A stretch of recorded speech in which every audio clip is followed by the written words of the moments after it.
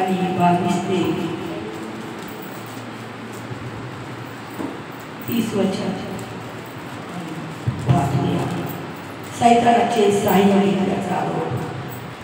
मग आंधळा व मुका असलेल्या एका भूतग्रस्ताला त्याच्याकडे आले आणि त्याने त्याला बरे केले. तेव्हा तो मुका बोलून व पाहू लागला. तेव्हा सर्व लोक समुदाय आश्चर्यचकित होऊन म्हणाले, हा दाविदाचा पुत्र असेल. परंतु पुरुषे ऐकून म्हणाले, भूतांचा अधिपती तो बालजबूर, त्याच्या साह्याशिवाय हा भूते काढीत आहे. त्याने त्यांच्या मनातील कल्पना ओळखून त्यास म्हटले, आपसात फूट पडलेले राज्य ओसाड पडते आणि आपसात फूट पडलेले प्रत्येक नगर किंवा घर टिकणार नाही. सैतान जर सैतानाला काढत असेल तर त्यांच्यात फूट पडली आहे, मग त्याचे राज्य कसे टिकणार? आणि मी जर बालजबूरच्या साह्याने भूते काढत असेल तर तुमचे लोक कोणाच्या साह्याने काढतात? म्हणून तेच तुमचा न्याय करतील. परंतु मी जर देवाच्या आत्म्याच्या साह्याने भूते काढत आहे तर देवाचे राज्य तुमच्यावर आले आहे. अथवा बलवान माणसाला अगोदर बांधल्याशिवाय त्याच्या घरात शिरून त्याची चीज वस्तू कोणाला लुटून नेता येईल काय? त्याला बांधिले तरच तो त्याचे घर लुटी. जो मला अनुकूल नाही तो मला प्रतिकूल आहे, आणि जो माझ्याबरोबर गोळा करीत नाही तो उधळून टाकतो. परमेश्वरी वचन आम्हा सर्वांसाठी आशीर्वादित करो. आज आपण या वचनाच्या द्वारे पाहत आहोत की या ठिकाणी प्रभू येशू ख्रिस्त हा देवाच्या राज्याची सुवार्ता सांगण्यासाठी या जगामध्ये आलेला आहे. की देवाचं राज्य हे कसं आहे, देवाच्या राज्यामध्ये काय काम होते. आणि म्हणून प्रभू येशू आम्ही पाहत आहोत मत्ते याचा 4 अध्याय 15-17 वचन जर आम्ही वाचलं तर त्या ठिकाणी प्रभू येशूने प्रथम सुसमाचार सांगितलेला आहे. प्रभू येशूने घोषणा केलेली आहे. काय घोषणा केली? कारण स्वर्गाचं राज्य, पश्चाताप करा कारण स्वर्गाचं राज्य जवळ आलं आहे. प्रभू येशूने स्वतः या घोषणेच्या द्वारे देवाच्या राज्याची सुरुवात केली आहे. लोकांपर्यंत प्रभू येशू ख्रिस्ताने काय केले? देवाचं राज्य आणलेलं आहे. आणि ते देवाचं राज्य म्हणजे खुद्द प्रभू येशू ख्रिस्त आहे. येशू स्वर्ग सोडून भूतल सोडून प्रभू येशू सगळं काही सोडून या भूतलावर आलेला आहे. आणि तो देवाचा पुत्र आहे, तो खुद्द देव आहे. आणि पिता आणि येशू एक आहे. आणि म्हणून येशू जे काही करतो तो पित्या वाचून करत नाही. पिता आणि पुत्र दोघं एक आहे. आणि हे दाखवण्यासाठी प्रभू येशू ख्रिस्त या जगामध्ये एक मनुष्य म्हणून आला, एक तारणारा उद्धार करता प्रभू देव म्हणून आलेला आहे. आणि म्हणून प्रभू येशूने त्याच्या स्वार्थेचा जो पहिला भाग आहे त्याने देवाच्या राज्याची घोषणा केलेली आहे. त्याने सुसमाचार या पृथ्वीच्या लोकांना सांगितलेला आहे. आणि म्हणून आम्ही पाहतो की ज्यावेळेस प्रभू येशू ख्रिस्ताने हा सुसमाचार सांगितला त्याच्यानंतर प्रभू येशू ख्रिस्त मारला गेला, गाडला गेला. आणि तिसऱ्या दिवशी पुन्हा येशू उठला. आणि आम्ही प्रेषितांचं कृत्य पहिला अध्याय आणि 3रं वचन जर आम्ही वाचलं त्याच्यामध्ये आम्हाला पूर्णपणे दिसून येते की त्या वचनामध्ये लिहिलंय, नंतर त्याने त्यांना पुष्कळ प्रमाणाने आपण जिवंत आहोत दाखविले. 40 दिवस पर्यंत त्यांना दर्शन देत असे व देवाच्या राज्याच्या गोष्टी सांगत असे. प्रभू येशूने काय केलेलं? तुमच्या आणि माझ्या पापांसाठी मरून प्रभू येशू पुन्हा 3ऱ्या दिवशी जिवंत झालेला आहे. आणि जिवंत झाल्यावर त्याने 40 दिवसापर्यंत त्यांनी लोकांना दर्शन दिलं. 500 पेक्षा जास्त लोकांना दर्शन दिलं. आणि तो जिवंत आहे. आणि देवाचं राज्य येशूच्या द्वारे या पृथ्वीवर आलेला आहे. तुम्ही येशूला स्वीकारलेला आहे, तुम्ही जिवंत देवाला स्वीकारलेला आहे, तर तुमच्या जीवनामध्ये काय होणार आहे? तुमच्या जीवनामध्ये आजार राहणार नाहीये. कारण लूक याचा 10वा अध्याय आणि 9वं वचन आम्हाला सांगतंय, त्यात जे दुःखरहित असतील त्यांना बरे करा व त्यांना सांगा की देवाचं राज्य तुमच्या जवळ आहे. मग येशूने स्वतः सांगितलंय की जे दुःखरहित आहे, जे आजारी आहे त्यांना जाऊन काय करा? माझ्या नावात बरं करा. आणि त्यांना काय म्हणा की देवाचं राज्य तुमच्या जवळ आहे. तुम्ही कोणाच्या नावात बरे होत आहात? प्रभू येशू ख्रिस्ताच्या नावात तुम्ही बरे होत आहात. आणि म्हणून जर येशूच्या नावात तुम्ही बरे होत आहात तर देवाचं राज्य तुमच्यामध्ये आले. मग जर येशू आमच्यामध्ये आले आले तर आमचे आजार आमच्या शरीरात राहणार नाहीये, आमच्या शरीरात बंधन राहणार नाहीये, आमच्यामध्ये पाप राहणार नाहीये, आमच्यामध्ये शाप राहणार नाहीये. कारण मत्ते 12 आणि 28 आम्ही जर वाचलं तर आम्ही त्याच्या मध्ये बघत आहोत की या ठिकाणी परंतु मी जर देवाच्या आत्म्याच्या सहाय्याने भूते काढीत आहे तर देवाचं राज्य तुमच्यावर आलं आहे. त्यावेळेचे लोक म्हणत होते येशूला की हा देवाच्या राज्याच्या आत्म्याने हा भूत काढला आहे. मग देवाचं राज्य जर आमच्यात आले तर भूत राहणार आहे का आमच्यात? जादूटोणे राहणार आहेत का? नाही. प्रवेश म्हणतो माझ्यामध्ये देवाचा आत्मा आहे आणि त्या आत्म्याच्या द्वारे मी काय करत आहे? भूतांना काढत आहे. आणि म्हणून प्रवेश या ठिकाणी आम्ही पाहत आहोत की जो एक आंधळा व्यक्ती होता, जो एक मूर्ख व्यक्ती होता आणि तो भूतग्रस्त होता. म्हणजे भूत शैतान जे आहे हे काय करते? मनुष्याला आंधळ करते, त्याला मूर्ख करते. आंधळा कशा रीतीने करते? आजच्या जगामध्ये तो आम्हाला जगी दैहिक सांसारिक गोष्टीमध्ये नेऊन तो आम्हाला देवापासून पूर्णपणे दूर करतो. आम्हाला देवाचं राज्य आमच्यापर्यंत येऊ देत नाही, आम्हाला येशूपर्यंत येऊ देत नाही, आम्हाला त्याच्या मंदिरात जाऊ देत नाही, आम्हाला आमच्या घरात प्रार्थना करू देत नाही, आम्हाला वचन वाचू देत नाहीये. तर आम्ही प्रार्थनेच्या वेळेस टीव्ही पाहतो, आम्ही प्रार्थनेच्या वेळेस गप्पा मारतो, आम्ही प्रार्थनेच्या वेळेस आमचं घर स्वच्छ करतो, आम्ही प्रत्येक कामकाज करत बसतो. आणि या ठिकाणी आम्ही पाहत आहोत की आंधळा आणि मुक्का मनुष्य वचन सांगते की तो भूतग्रस्त होता. आणि मग प्रार्थनेसाठी आमचं मुख उघडत नाही, आमचं मुख बंद राहते. आम्ही देवाची आराधना करायला आम्ही मुख उघडत नाही, आम्ही आनंदाने त्याची आराधना करत नाही. म्हणजे आम्ही मुक्ती होतो, म्हणजे आम्ही कोण आहोत? भूतग्रस्त. जर आम्ही चर्चला जात नाही, आम्ही उपास करत नाही, आम्ही प्रार्थना करत नाही, आम्ही वचन वाचत नाही तर आम्ही आंधळे आहोत. आणि आम्ही जर देवाचं नावच घेत नाहीये तर आम्ही मुक्ती आहोत. आणि आमच्यामध्ये आमची लढाई जो लुसिफर आणि त्याच्या सैन्यासाठी आहे ते भूत आमच्यात घुसले, दुसरे भूत नाही. कारण जगात भूत नाही, लुसिफर आणि त्याचं सैन्य आहे. आणि म्हणून ते वेगवेगळ्या प्रकारे काम करत आहे. आम्ही पाहत आहोत ते सैन्य लोकांना देवाच्या राज्याकडे येऊ देत नाही, देवाच्या राज्यापासून दूर तो लोकांना नेतोय. आमच्या जवळ येशूच्या द्वारे आशीर्वाद आहे, पण आम्हाला काय करतो? लांब लांब भटकायला लावतो. आम्ही आशीर्वादासाठी इकडे पळ, तिकडे पळ, तिकडे पळ, तिकडे पळ. परंतु जो येशू आमच्या जवळ आलेला आहे त्या येशूला आम्ही आमचा वेळ देत नाहीये, त्या येशूच्या चरणात आम्ही बसत नाहीये. आम्हाला फक्त आयता आशीर्वाद पाहिजे, सगळं आयतं पाहिजे. पण आयतं कसं मिळणार आहे? येशूला सुद्धा आयतं मिळालेलं नाही. त्याला स्वर्ग सोडून तुमच्या आणि माझ्यासाठी स्वर्गातून खाली यावं लागलेलं आणि तुमच्या आणि माझ्यासाठी त्याला एक मनुष्य बनावा लागलेला आहे. तो देव असताना, तो या पृथ्वीचा राजा असताना, तो स्वर्गाचा राजा असताना तो मनुष्यासाठी मनुष्य बनलेला आहे. तो मनुष्य समान झालेला आहे. तो पापी लोकात गेलेला आहे, तो जकातदार आणि पापी लोक यांच्यासोबत त्यांनी जेवण केलेलं आहे. तो वेश्यास्त्रियांकडे गेलेला आहे, परंतु त्यांच्या मोहपाशात तो कधी पडलेला नाहीये. तर त्यांना त्यांनी सांगितलंय की जा मुली, तुझ्या पापाची क्षमा झाली, इथून पुढे पाप करू नको, कारण तुला देव या ठिकाणी मिळालेला आहे. शमरली स्त्री त्याच्याकडे आली, तिला त्यांनी म्हटले की इथून पुढे पाप करू नको, जे तुझ्या पती झाले जाते इथून पुढे तू करू नको. पापी स्त्रीला येशूकडे धरून आणलं. येशूने काय केलं? सगळ्यांना पाहिलं आणि येशू म्हटलं की तू कोण निर्दोषी त्यांना दगड मारावा. आणि येशू खाली जमिनीवर लिहित होता. काय लिहित होता? 10 आज्ञा तो लिहित होता. आणि म्हणून पाहतो 10 आज्ञा खून करू नको. आणि ते लोक तिला दगड मार करत होते. जुन्या काळात मारून टाकण्याची, जर एखादी व्यक्ती पाप करते त्याला मारून टाकण्याची प्रथा होती आणि येशूने ती मोडलेली आहे. आणि येशूने तिथं उभं राहण्याला सांगितलं यातील जो कोणी पापी नाही त्याने तिला दगड मार. आणि मग येशूने तिचा न्याय केलाय आणि येशूने तिला सांगितलं की जा इथून पुढे पाप करू नको.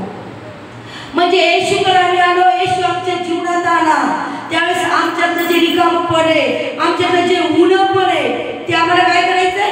काढून टाकायचंय. कारण येशूच्या द्वारे देवाचं राज्य आमच्याकडे आलेलं आहे. आणि म्हणून प्रभू येशू ख्रिस्त 2025 वर्षापूर्वी एक मनुष्य म्हणून आला आणि येशूकडे आंधळा आणि मुक्का असलेला भूतग्रस्ताला आणलं. त्यावेळेस येशूने त्यांना बरं केलं आणि बरं झालं तर तो मुक्का वचनात लिहिले की बोलू लागला आणि पाहू लागला. येशूकडे आल्यानंतर आम्ही आंधळे राहू शकतो का? येशूकडे आल्यावर आम्ही मुक्के राहू शकतो का? येशूकडे आल्यावर आम्ही आंधळे राहू शकतो का? येशूकडे आल्यावर आमच्यावर जादूटोणे चालू शकतात का? येशूकडे आल्यावर आम्ही दारिद्र्यात राहू शकतो का? येशूकडे आल्यावर आमच्यात कुठलंही उणीव राहू शकत नाही. परंतु येशूचं राज्य आम्ही कशा रीतीने स्वीकारत आहोत. येशूच्या द्वारे उद्धार होतो, पण देवाचं राज्य आमच्यामध्ये येत नाहीये. आम्ही तारणाला प्रभू म्हणून स्वीकारतो, त्याच वेळेस आमचा उद्धार होतो. परंतु देवाचं जे राज्य आहे, आम्ही बाप्तिस्मा घेतो पण आम्ही देवाला त्याचा वेळ देत नाहीये. आम्ही देवाची स्तुती अंतर्यामातून करत नाहीये. आराधना म्हणजे काय? देवाला देणं. आमच्या ओठाचं फळ स्तुतीचा यज्ञ, उपकार स्तुतीचा यज्ञ प्रति दिवशी आम्हाला त्याला द्यायचा आहे. कारण प्रत्येक दिवस त्याने आमच्या आयुष्यामध्ये जोडलेला आहे. आज आम्ही पाहत आहोत की पंजाब आणि हरियाणा आणि दूर मध्ये किती मोठं पाण्याने लोक नाश पावत आहेत, जनावर नाश पावत आहेत. पण आज तुम्ही आणि मी प्रभूच्या चरणामध्ये आनंदाने उपवासपूर्वक आज आम्ही बसतो आहोत. ही काय आहे? प्रभूची दया आहे, ही त्याची कृपा आहे. तो आम्हाला वेळ देते आम्हाला आत्मिक जीवनात प्रबळ करण्यासाठी, त्याचं राज्य आमच्यामध्ये टिकून राहण्यासाठी. कारण त्या लोकांपर्यंत देवाचं वचन गेलं असेल, त्यांनी स्वीकारलेलं नाहीये आणि देवाला विरोध केलेला आहे. आणि म्हणून आज संकट आणि अरिष्टाने जगाला घेतलेला आहे. परंतु जेवढ्यांनी त्याचा स्वीकार केलेला आहे त्यांच्या जीवनात प्रभूचं सामर्थ्य, प्रभूचं राज्य आलेलं आहे. आणि म्हणून या ठिकाणी आम्ही पाहत आहोत की प्रभू येशूकडे मुक्याला आणि आंधळ्याला आणलं. आणि मुक्का पण आणि आंधळ पण हे सैतानाच्या द्वारे आहे, हे दुष्ट आत्म्याच्या द्वारे आहे. कारण आमची लढाई त्यांच्या सोबत आहे, आमची लढाई मनुष्यासोबत नाही. आणि म्हणून ते सैतान वेगवेगळ्या प्रकारे त्यांचं काम करत असतात. आणि त्या ठिकाणी आम्ही पाहत आहोत ज्यावेळेस त्यांना बरं केलं त्यावेळेस जे परुषी होते ते परुषी लोक येशूला नाव ठेवू लागले की हा भूतांचा जो अधिपती त्याच्या साह्याने भूत करतो. त्यावेळेस येशू म्हटला, जर भूताच्या साह्याने भूत काढले गेले असती तर मग काय झालं असतं? भूतांचा अधिपती जो बाळजेबूल त्याच्या साह्याशिवाय भूते काढत नाही. त्याने त्यांच्या मनातील कल्पना ओळखून त्यास म्हटले, आपसात फूट पडलेलं राज्य प्रत्येक राज्य ओसाड पडते आणि आपसात फूट पडले प्रत्येक नगर किंवा घर टिकणार नाही. जर सैतानाला जर काढीत असता तर त्यांच्यामध्ये काय झालेली फूट पडलेली आहे. सैतान एकटा पडलेला नाही, तो वरून 1/3 दिव्यदूतांचा हिस्सा घेऊन पडलेला आहे. आणि ते सगळे पृथ्वीवर भूत झाले आणि ते भूत आज मनुष्यामध्ये घुसले. आणि आम्ही पाहतो की या जगातले जे लोक आहेत ज्यांच्या मन अंतःकरण भूताने पछाडले ते सगळे ख्रिस्ताला विरोध करत आहेत, ख्रिस्ताचं नाव घ्यायला विरोध करत आहेत, ख्रिस्ताकडे जायला विरोध करत आहेत. ख्रिस्ताकडे जाणं म्हणजे काय? फक्त पाप सोडणे, पापांचा स्वीकार करून ते सोडून देणं आणि एक पवित्र जीवन जगणं हे ख्रिस्ताकडे येणं आहे. परंतु ते लोक त्याला स्वीकारत नाहीये. कारण का? सैतानाला देवाने अजून पूर्ण बांधून टाकलेलं नाहीये. प्रभू येशूने त्याला अजून मोकळं ठेवलेलं आहे आणि म्हणून तो त्याचं काम करत आहे. सैतान जर सैतानाला काढत असला तर या ठिकाणी येशू म्हणत आहे की आपसात फूट पडलेलं राज्य टिकणार नाही, सैतानाचं राज्य टिकणार नाही, सैतानाला पळवून द्यावं लागलं. पण तो आज सैतान का काम करत आहे? का लोक व्यसनात आहेत? का लोक वाईट कुकर्म करत आहेत? का लोक आजारात आहेत? का बंधनात आहेत? का पापात आहेत? का शापात आहेत? कारण सैतान त्याचं काम सुरू आहे. ज्या वेळेस प्रभू येशू 1000 वर्ष त्याला बांधून टाकणार आहे आणि प्रगतीकर मिशन 10 मध्ये लिहिलेले आणि त्याच्यानंतर तो त्याला आतंकवाद टाकून देणार आहे. तोपर्यंत तो सैतान मोकळा आहे आणि त्याची लढाई आमच्या सोबत आहे. कारण त्याच्यासाठी अथांग डोह प्रभूने सिद्ध केलाय, त्याच्यासाठी नरकाग्नी सिद्ध केलेला आहे. आणि म्हणून आम्हाला वाटतंय लागले, मग आम्हाला जादूगाराकडे जावं लागलं. आम्हाला कोणी काय आम्हाला भूत लागले तर भूताला भूतच काढा. आणि मग कितीतरी लोक काय करतात, नाही भूताला भूतच काढू शकतो, सैतानाला सैतानच काढू शकतो. आणि म्हणून लोक येशूकडे येता अनेक मार्गाकडे जातात, परंतु ते सैतान तिथून निघत नाहीये. तर एक जाऊन तो दुसरे 7 धष्टपुष्ट दुष्ट आत्मे घेऊन येतो आणि पहिल्यापेक्षा त्या माणसाची दुर्दशा करतो. आणि म्हणून या ठिकाणी येशू म्हणते की त्यांच्यात आपसात फूट पडलेलं नगर टिकत नाही, घर टिकत नाही. तर आपसात जर सैतानावर उठला तर त्याचं राज्य कसं टिकणार आहे? त्याचं राज्य टिकणार नाहीये. आणि म्हणून या ठिकाणी प्रभू येशू म्हणते सैतान जर सैतानाला काढत असेल तर त्यांच्यात फूट पडली आहे, मग त्याचं राज्य कसं टिकणार आहे? पुढे येशू या ठिकाणी म्हणत आहे आणि मी जर बालजबूलच्या साहाय्याने भूते काढत असेल तर तुमचे लोक कोणाच्या साहाय्याने काढतात? म्हणून तेच तुमचा न्याय करतात. जर प्रभू येशूकडे येऊन जर आम्हाला आरोग्य मिळत आहे आणि लोक जर आम्हाला नाव ठेवत आहेत, त्यांचा न्याय देव करण, त्यांचा न्याय त्यांचे लोक करतील. आणि म्हणून कोणी जर सैतानाकडे जाऊन त्यांचे भूत काढत असतील, सैतानाकडे जाऊन त्यांचे जादू टोणे जे आहेत त्याच्यावर काहीतरी बंधन करून आणत असतील, तर त्यांचा न्याय त्या लोकांच्या द्वारे होणार आहे. आणि म्हणून या ठिकाणी येशू म्हणतो परंतु मी जर देवाच्या आत्म्याच्या साहाय्याने भूते काढीत आहे तर देवाचं राज्य तुमच्यावर आहे. देवाचा आत्मा येशूच्या काही देवाचा आत्मा पवित्र आत्मा आहे. आणि मग प्रभू येशू ख्रिस्त या भूतलावर कुमारी मरीच्या उदरात आत्म्याच्या द्वारे आलेला आहे. देवाचा आत्म्याचा तिने स्वीकार केला आणि तो आत्मा तिच्या उदरात गर्भाच्या रूपात वाढलेला आहे. आणि मग आम्ही पाहत आहोत की त्या प्रभू येशूने काय केले, जो त्याच्यामध्ये देवाचा आत्मा होता आणि तेव्हा पण त्याच्यातल्या आत्म्याने केव्हा कार्य केलेले, ज्यावेळेस येशू 30 वर्षाचा झाला त्याने वचनाला स्वीकारलं, त्याने योहानाने सांगितलं की पश्चाताप करा, परमेश्वराचा मार्ग नीट करा, कारण स्वर्गाचं राज्य जवळ आले. माझ्या मागून जो येत आहे त्याच्या वाहण्याचा बंद सोडण्याच्या लायकीचा मी नाहीये, पण तो तुमचा बाप्तिस्मा पवित्र आत्म्याने आणि अग्नीने करणार आहे. आणि योहानाने काय सांगितलं, बाप्तिस्मा करण्याची घोषणा देवाच्या राज्याकडे येण्यासाठी, जो देवाच्या राज्याकडे जाण्याचा जो मार्ग आहे तो बाप्तिस्माच्या द्वारे आहे, तो पश्चातापाच्या द्वारे आहे आणि पापांची क्षमा मिळवून घेण्याच्या द्वारे आहे. आणि येशूने त्या योहानाची वाणी ऐकलेली आहे आणि येशूने त्या योहानाचा बाप्तिस्मा घेतलेला आहे. आणि 30 वर्षाचा झाल्यावर ज्यावेळेस येशूने बाप्तिस्मा घेतला त्यावेळेस त्याच्यावर पवित्र आत्मा आला आणि पवित्र आत्मा आल्यावर येशूने मोठमोठे चमत्कार केलेले आहे. मग आज आम्ही पाहत आहोत तो येशू म्हणते की जर देवाचा आत्मा माझ्यामध्ये आलाय आणि त्या आत्म्याच्या साहाय्याने मी जर भूत काढत आहे आणि तुमचे भूत निघत आहे तर तुमच्यामध्ये कोणाचं राज्य आले? देवाचं राज्य आले. जर आम्ही प्रभू येशूकडे येत आहोत, आम्ही प्रभू येशूच्या नावात प्रार्थना करत आहोत, आम्हाला आरोग्य मिळत आहे, तर आज आमच्यामध्ये देवाचं राज्य आहे.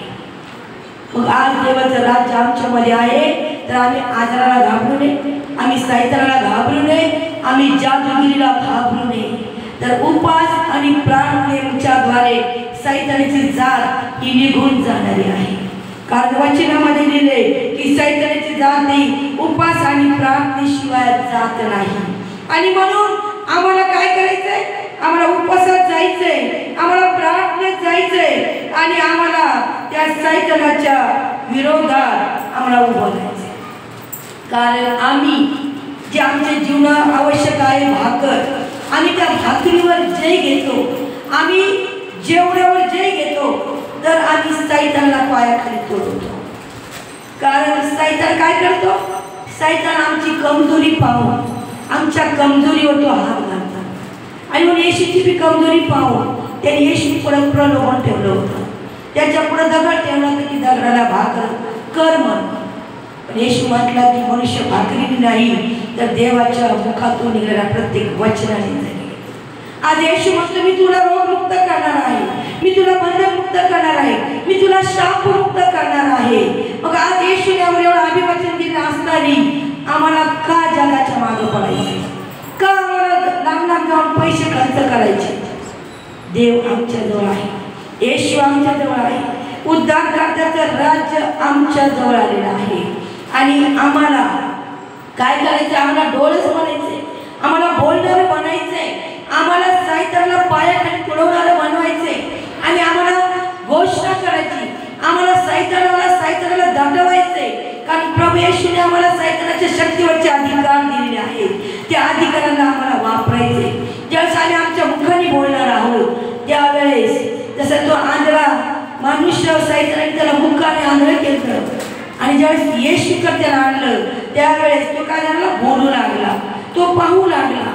त्याप्रमाणे आम्ही ज्यावेळेस बोलणार आहोत त्यावेळेस दुष्ट आत्मा आमच्याजवळ राहणार नाही, आजार आमच्या शरीरात राहणार नाही, मंत्रतंत्र आम्हाला मिळणार नाहीये। तर प्रभू येशूच्या द्वारे देवाचं राज्य, पित्याचं राज्य आमच्याकडे आलेले आहे आणि आम्हाला शत्रूच्या प्रत्येक शक्तीवरचे अधिकार मिळालेले आहेत। सायतानाला तुडवण्याचे अधिकार आम्हाला मिळालेले आहेत आणि म्हणून आम्हाला ते अधिकार वापरायचे।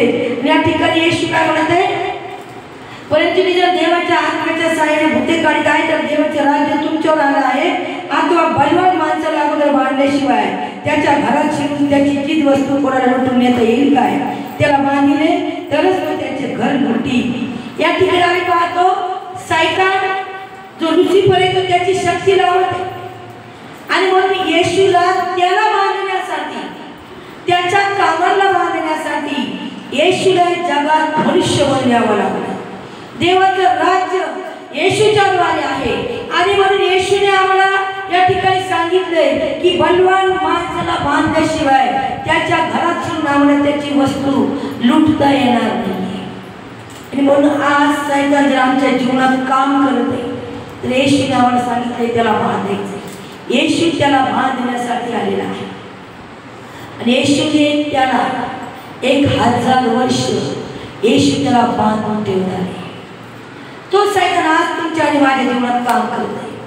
मग आज येशूने आम्हाला बांधण्याचे, तोडण्याचे, उभारण्याचे, पाडून टाकण्याचे आणि लागवड करण्याचे अधिकार दिलेले आहेत। यिर्मयाचा ग्रंथ आम्ही वाचला पहिला तर त्याच्यामध्ये परमेश्वर यिर्मयाला म्हणतो की पहा मी तुला बांधण्याचे, पाडण्याचे आणि मोडण्याचे अधिकार देत आहे।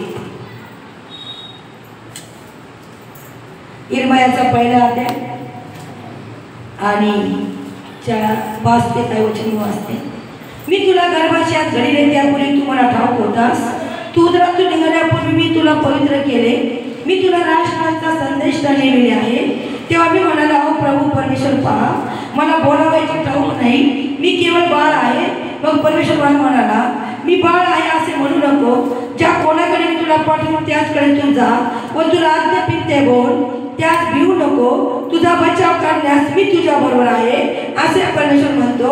तेव्हा परमेश्वराने आपला हात पुढे करून माझ्या मुखात स्पर्श केला व तो मला म्हणाला पहा मी आपली वचने तुझ्या मुखात घातली आहेत। पहा उपटण्यास व विध्वंस करण्यास, नासधूस करण्यास व पाडून टाकण्यास, बांधण्यास व लागवड करण्यास मी तुला आज राष्ट्रावर व राज्यावर नेमिले आहे। या ठिकाणी आम्ही जर येशूकडे आलो तर आता आम्हाला बाळ म्हणून राहायचं नाही, आम्हाला दूध पिणारा बाळ म्हणून राहायचं नाहीये, तर आता आम्हाला आत्म्यात बलवान व्हायचंय आणि उपास आणि प्रार्थनेशिवाय आम्ही आत्म्यात बलवान होऊ शकत नाही। ज्यावेळेस आम्ही देहाच्या इच्छांना मारतो त्यावेळेस आम्ही आत्म्यात बलवान होतो, कारण देह आणि आत्मा एकमेकाच्या परस्पर विरोध आहे आणि म्हणून आम्हाला आत्म्याच्या द्वारे देहाचे काम ठार करायचे। उपास करतो तर आम्ही देहाचं एक काम ठार करत आहोत, आम्ही पापावर जय घेत आहोत, आम्ही सैतानावर जय घेत आहोत आणि म्हणून आम्ही पाहत आहोत की आम्ही आत्म्यात उपासाच्या द्वारे बलवान होतो। म्हणून आमचं लक्ष आम्ही भुकेकडे, आम्ही जेवणाकडे टाकू नये, तर उपासाच्या द्वारे आम्हाला देवाने जे अधिकार दिले, यिर्मयाला दिले त्यांनी आम्हाला दिले। देव काय म्हणते यिर्मयाला तू भिवू नको कारण मी तुझ्या बरोबर आहे। येशू काय म्हणतो की बाप्तिस्मा जो घेतो युगाच्या समाप्तीपर्यंत मी त्याच्या बरोबर आहे। मग आज येशू आमच्या बरोबर आहे. आम्हाला परिस्थितीला, लोकांना, संकटांना, जादूगारांना, आजारांना कोणालाही आम्हाला घाबरायचं नाही. तर आम्हाला घोषणा करायची की प्रभू तू माझ्या बरोबर आहेस. माझा विश्वास आहे तू माझ्या बरोबर आहेस आणि तू मला काय केलेलं आहेस. तू मला उपटून टाकण्याचा आणि विध्वंस करण्याचा आणि नासधूस करण्याचा, पाडून टाकण्याचा, बांधण्याचा, लागवड करण्याचा अधिकार दिलेला आहे. मग आज जी सत्ता आमच्या जीवनात काम करत आहे, गणित पत्र 6 आणि 10 मध्ये जर आम्ही वाचलो तर आमची लढाई सत्तांबरोबर आहे, अधिकाऱ्यांबरोबर आहे. सध्याचा जो अंधकाराचा अधिपती त्याच्याबरोबर, त्याच्या सैन्याबरोबर आणि आकाशातील दुरात्मा समूहाबरोबर आहे. या ठिकाणी काय सांगितलं की प्रथम उपटून टाकायला सांगितले. कारण वचनात दिलेले जे झाड पित्याने लावलेलं नाहीये, जे रोपट पित्याने लावलेलं नाहीये, ते रोपट उपटून टाकण्यात येणार आहे. देवाने आमच्या आईच्या उदरात आमच्यात आजार टाकला नाही, देवाने आम्हाला लुळं पांगळं केलं नाही, तर देवाने आमच्या मातेच्या उदरात आमची घडण चांगली केलेली आहे. आणि म्हणून जो सैतान आमची विकृती करू पाहते, जो आमच्या शरीरात आजारानं पाहते, आम्ही जर निरोगी जन्मास आलो आणि नंतर जर आमच्यावर संकट अरिष्ट येत आहे, आजार येत आहे, तर जी सत्ता आमच्या जीवनात काम करत आहे त्या सत्तेला आम्हाला येशूच्या नावात उपटून काढायचे. म्हणजे कुठली सत्ता असो, अकाली मरत आहे, अभरकत आहे, व्यसन आहे, लवकर लग्न होत नाही, लवकर विधवा होणं, संसार उद्ध्वस्त होणं, ही सगळी सत्ता आहे, सैतानी सत्ता आहे, शाप बंधनाची सत्ता. येशूच्या नावात आम्हाला काय करायचंय, उपटून काढायचंय. दुसरी गोष्ट काय सांगितली या ठिकाणी की त्याचा विध्वंस करायचा आहे. प्रभूने आम्हाला विध्वंस करण्याचा अधिकार दिला आहे. आमचं मुख उघडून आम्हाला बोलायचंय. पुढे सांगितलंय उद्ध्वंस करण्यास आणि नासधूस. सैतान जे काम आमच्यामध्ये करत आहे त्या सैतानाच्या कामाची नासधूस करायची. आम्हाला बोलायचंय जो सैतान माझ्या पती, माझ्या लेकरा, माझ्या कुटुंबात काम करत आहे त्याच्या कामाची मी नासधूस प्रभू येशूच्या महान सामर्थ्य नावात करत आहे. पुढे काय सांगितलेलं आहे, पाडून टाकण्यास सैतानाचा गड. वचनात दिले की सैतानाच्या गडाला मिळून तुम्ही पाडून टाका, त्याला तोडून टाका. त्याने आमच्या घरात गड केलंय, त्याने आमच्या घरात त्याचा किल्ला बांधलाय, त्याला पाडून टाका. आमच्या घरातले लोक प्रभूमध्ये नाहीये, प्रभूकडे वळत नाहीये, सैतानाच्या घराला पाडून टाका. जर तुम्ही एकटा विश्वासाला असला तर प्रभू तुमच्या घरावर दया करणार आहे. कारण सदोम आणि गमोराचा नाश करायचा होता. अब्राहम म्हटलं की 10 विश्वासणारे असले तर तू त्या नगराला वाचवशील का. प्रभू म्हटला हो, 10 विश्वासणारे असले तर मी त्या नगराला वाचवत, मी त्याचा सपशेल नाश करणार नाही. पण त्या सदोम आणि गमोरात एक पण विश्वासणारा नव्हता, एकटाच विश्वासणारा होता आणि तो लोट होता. आणि म्हणून तो लोट वाचला गेला आणि सदोम आणि गमोरा नष्ट झाले. मग आज तुमच्याद्वारे तुमचा परिवार वाचणं गरजेचं आहे. आणि म्हणून या ठिकाणी आम्हाला हे काम करायचे, उपटून टाकायचे, नासधूस करायची, त्याचा विध्वंस करायचा, सैतानाच्या घराला पाडून टाकायचे. जी पिढ्यानपिढीची सत्ता काम करत आहे, बाप दारू प्यायला, लेक पेत आहे, बाप अकाली प्यायला, लेक मरत आहे आणि अनेक प्रकारचे जे आहेत गोष्टी, जर त्या वारंवार त्याच होते तर येशूच्या नावात आम्हाला त्यांचा विध्वंस करायचा आहे. त्या कामाची, सैतानाच्या कामाचा आम्हाला नायनाट करायचा आहे. कारण आम्ही प्रभू येशू करायला आहोत, आम्ही प्रभू येशूची अनुयायी झालो. आम्ही त्याला आमचा तारणारा उद्धारकर्ता प्रभुदेव म्हणून स्वीकारले, त्याला आमच्या अंतःकरणात, आमच्या जीवनात आम्ही घेतले आणि आम्ही त्याचं आज्ञापालन करत आहोत. तर देवाचं राज्य आमच्यात आले आणि देवाचं राज्य आमच्यात आले तर प्रभू येशू देवाच्या आत्म्याच्या साहाय्याने भूत काढत होता. तर तुमच्यामध्ये जो देवाचा आत्मा आहे त्याच्या साहाय्याने तुमच्या घरातले भूत निघून जाणार आहेत, दुष्टात्मे निघून जाणार आहेत, आजार निघून जाणार आहेत, व्यसन निघून जाणार आहेत, पापाची शक्ती निघून जाणार आहे, अकाली मरण निघून जाणार आहे, जे काही आलेले ते निघून जाणार आहे. आणि म्हणून या ठिकाणी आम्ही पाहत आहोत की आम्हाला बांधण्यास सांगितलेलं आहे. या ठिकाणी पण प्रवेश काय म्हणतो की बलवान मनुष्याला आधी बांधावं लागणार आहे. या ठिकाणी पण परमेश्वर काय म्हणतो, मला तुला बांधण्याचा अधिकार दिला. मग सैतान आमच्या जीवनात काम करत आहे, जो सैतान लोकांमध्ये घुसून आम्हाला त्रास देत आहे, त्याला आम्हाला लोखंडी साखळीने बांधायचे. कारण वचनात लिहिले त्याच्या राजाला आणि त्याच्या सरदाराला लोखंडी बेड्या घाला आणि मी बजावलेला न्याय निवाडा वाजावा. कारण देवाने त्यासाठी नरक सिद्ध केला, हा त्याचा न्याय झालेला आहे. परंतु त्याला बांधायला सांगितले, लोखंडी साखळीने बांधायला सांगितले. आणि म्हणून आपण त्याला बांधायचंय. आणि वचन सांगते की लागवड कशाची? येशूच्या रक्ताची लागवड करायची. येशूने जे रक्त सांडवले त्या रक्ताद्वारे आम्हाला शुद्धता मिळाली, आम्हाला जीवन मिळाले. येशूच्या रक्ताद्वारे पापांची क्षमा मिळाली. मग येशूचं रक्त मी माझ्या परिवाराला लावत आहे, माझ्या मुलाला लावत आहे, मुलीला लावत आहे, माझ्या कष्टकर्माला लावत आहे, माझ्या घराला लावत आहे. येशूच्या रक्ताची लागवड मी करत आहे. प्रवेश म्हणतो उठ प्रकाश मानव प्रकाश तुझ्याकडे आलाय. प्रवेशच्या प्रकाशाची लागवड आम्हाला करायची. ज्यावेळेस आम्ही लागवड करणार आहोत त्यावेळेस त्याचं झाड येणार. लागवडच करणार नाहीये, वचनाची लागवड करणार नाहीये, प्रकाशाची लागवड करणार नाहीये, रक्ताची लागवड करणार नाहीये, आशीर्वाद कसे येणार आहे? आणि म्हणून आम्हाला देवाने काय केले? प्रत्येक गोष्टीचं ज्ञान वचनाच्या द्वारे दिलेलं आहे. म्हणून प्रवेश सुद्धा त्या सैतानाला बांधून टाकण्यासाठी अगोदर पृथ्वीवर आलेला आहे. तो मनुष्य म्हणून आलेला आहे आणि त्याने तुम्हाला आणि मला त्या सैतानाच्या शक्तीवरचे अधिकार दिले. जो विश्वासणारा आहे फक्त त्याला दिले. जो विश्वासणारा नाही, जो येशूचा अनुयायी नाही, जो फक्त वरवर प्रार्थना करतो, देखाव्याची प्रार्थना करतो, वरवरच्या धार्मिकतेला ते अधिकार त्यांनी वापरले तरी काम होऊ शकत नाही. म्हणून अंतर्यामातून प्रवेशवर पूर्ण विश्वास करतात. अंतर्यामातून जर भाव ठेवला, काय दिसतंय याच्या मागं नाही धावला. आणि तिकडे गेलो काय दिसतंय, काय दिसत नाही, या गोष्टीच्या मागं नाही धावायचं. येशूकडे आला, येशूच्या नावात प्रार्थना केली आणि मग आज मला हा आशीर्वाद मिळाला आहे. आणि तो आशीर्वाद मिळण्यासाठी आमच्या घरात जे सैतानाचं कार्य, आमच्या जीवनाचे सैतानाचं कार्य, त्याला आम्हाला काय करायचंय? आम्हाला त्याला उपटून टाकायचंय, त्याचा विध्वंस करायचा आहे, त्याच्या कामाची नासधूस करायची, सैतानाच्या घराला पाडून टाकायचंय आणि येशूच्या रक्ताची लागवड करायची.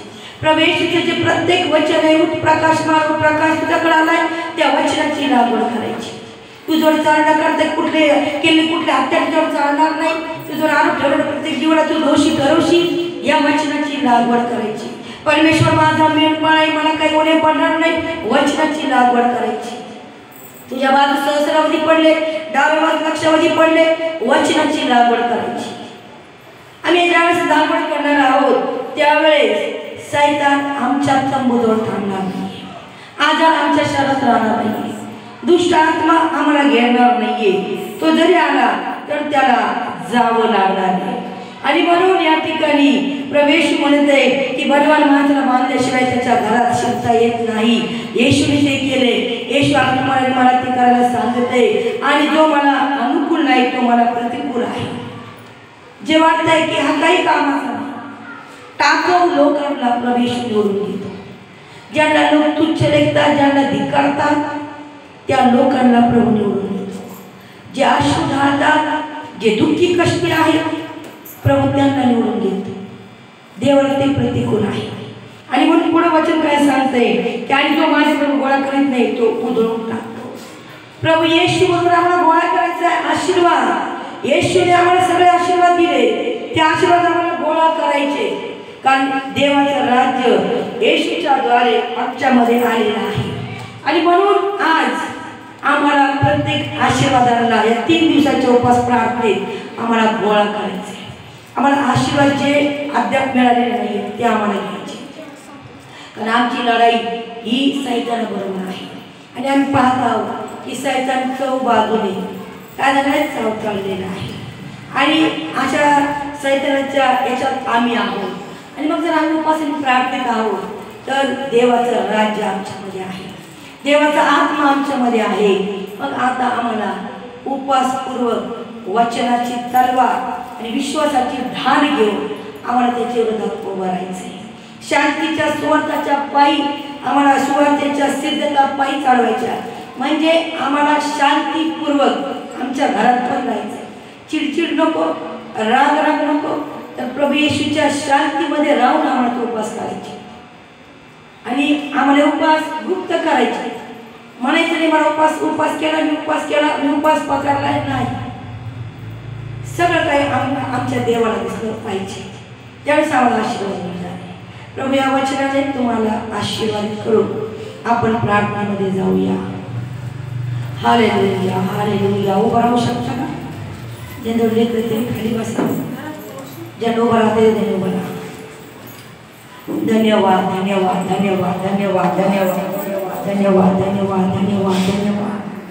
अबा पिता धन्यवाद, येशू राजा धन्यवाद, सनातन पिता धन्यवाद, शांतीचा राजा धन्यवाद, अद्भुत मंत्री धन्यवाद, देव आदि देव तुला धन्यवाद. धन्यवाद येशू, धन्यवाद येशू, धन्यवाद येशू. माझ्या देवाचं राज्य आमच्यामध्ये आलेलं आहे. धन्यवाद धन्यवाद धन्यवाद धन्यवाद धन्यवाद. आमच्या जीवनामध्ये पाप राहू शकत नाही, शाप राहू शकत नाही, अशांती राहू शकत नाही. पिढ्यानपिढीची कुठली गोष्ट आज येशूच्या द्वारे तुझं राज्य आमच्यामध्ये आहे. आता आमच्यामध्ये भूत राहू शकत नाही, दुष्टात्मा राहू शकत नाही, मंत्र तंत्र राहू शकत नाही. तर प्रभू येशूच्या द्वारे पिता आम्हाला सगळे आशीर्वाद मिळाले, त्याबद्दल आम्ही तुला कोटी कोटी धन्यवाद देतो. त्याबद्दल आम्ही तुझी स्तुती स्तुती स्तुती स्तुती करतो. आणि प्रभू येशूच्या नावामध्ये माझ्या पिता आज आम्ही प्रत्येक जण उपवास पूर्वक प्रभू आम्हा प्रत्येकाच्या कुटुंबामध्ये जी जी सत्ता काम करत आहे, आज या सत्तेला पिता तू सांगितल्याप्रमाणे प्रभू येशूच्या नावात उपटून काढत आहोत. आम्ही ज्या गाव देश राष्ट्रामध्ये राहतो तिथे जी सत्ता काम करत आहे, तो गड अबरकतीचा असेल, तो गड जादू टोण्याचा असेल, तो गड अशांतीचा असेल, तो गड आम्हाला आत्म्यात कमजोर करणारा असेल, आज जो कोणचा गड आहे आज येशूच्या नावात पिता तुझ्या वचनानुसार आम्ही त्या गडाला पाडून टाकत आहोत. आणि जो सैतान गरजलेला सिंहासारखा आमच्या कुटुंबामध्ये, आमच्या जीवनामध्ये, आमच्या शरीरामध्ये, आमच्या परिवारातील लहान थोरामध्ये घुसून फिरत आहे प्रभू, आज आम्ही येशूच्या नावात त्या मोकाट फिरणाऱ्या सैतानाला बांधून टाकत आहोत, त्याच्या सैन्याला बांधून टाकत आहोत. ओ रबाला रिकानाशा प्रत्येक कुटुंबामधून, प्रत्येक विश्वासणाऱ्याच्या कुटुंबामधून जे येशूच्या नावावर रात्रंदिवस जे भाव ठेवतात, त्याच्या नावाचा धावा करतात, ज्यांना येशूचं नाव मिळाले, ज्यांनी येशूच्या नावाचा धावा केलेला आहे, त्यांच्या कुटुंबामधून आज आम्ही सैतान त्याच्या पिंड्यांना बांधून टाकत आहोत, त्यांच्या प्रत्येक कामाला बांधून टाकत आहोत. आणि प्रभू येशूच्या रक्ताची लागवड आम्ही करत आहोत. प्रभू येशूने त्याचं रक्त सांडून आम्हाला शुद्धता दिली. येशूने वेदीवर पश्चातापासाठी, आमच्यासाठी पश्चाताप करून आम्हाला जीवन मिळण्यासाठी त्यांनी स्वतःचं जीवन दिलेलं आहे.